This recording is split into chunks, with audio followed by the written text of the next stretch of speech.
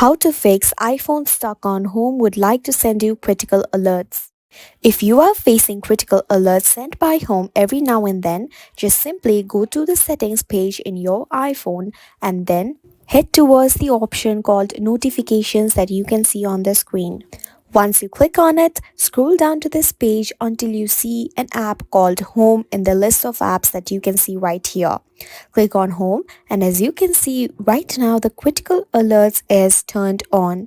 Make sure the critical alerts toggle button is turned off, and in case if you want to disable any other notifications of the home app as well, just simply click on the allow notifications toggle button, and this will disable all kinds of notifications from the app. And this is how you can easily fix the problem of iPhone being stuck on home would like to send you critical alerts. We hope this tutorial helps you. Thank you for watching and do subscribe to our channel for more useful videos.